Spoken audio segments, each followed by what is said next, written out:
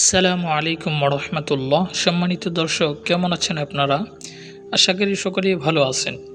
আজকের ভিডিওতে আমরা দোয়া কবুলের কিছু সময় তুলে ধরবো ইনশাআল্লাহ। নাম্বার 1, আবদুল্লাহ ইবনে আমর রাদিয়াল্লাহু তাআলা আনহু বলেন, একজন লোক বলল, হে আল্লাহর রসুল, মুয়াজ্জিনের মর্যাদা আমাদের চেয়ে বেশি হয়ে যাবে। তখন রসুল সাল্লাল্লাহু আলাইহি সাল্লাম বললেন, মুয়াজ্জিন যা বলে তুমিও তা বলো।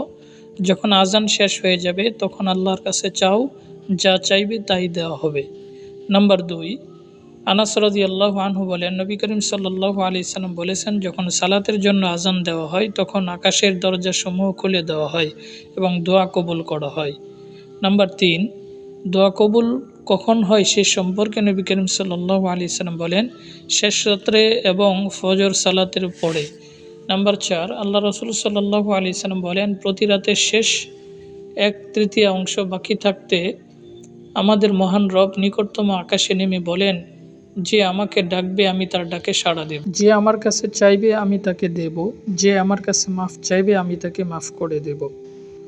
নাম্বার 5, আল্লাহ রসুল সাল্লাল্লাহু আলাইহি সাল্লাম বলেন, আজান ও ইকামতের মধ্যবর্তী সময়ে দোয়া ফিরিয়ে দেওয়া হয় না।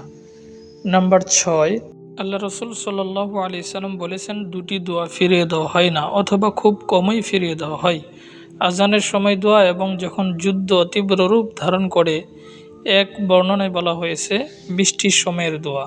নাম্বার 7, জাবের রাদিয়াল্লাহু তাআলা আনহু থেকে বর্ণিত, তিনি বলেন, আমি আল্লাহ রসুল সাল্লাল্লাহু আলাইহি সাল্লামকে বলতে শুনেছি, রাতের বেলা কিছুক্ষণ সময় থাকে যখন কোনো মুসলিম আল্লাহর কাছে দুনিয়া ও আখিরাতের কোনো কল্যাণ চাইলে আল্লাহ তাকে তা অবশ্যই দেন। এটি প্রত্যেক রাতের ক্ষেত্রেই প্রযোজ্য।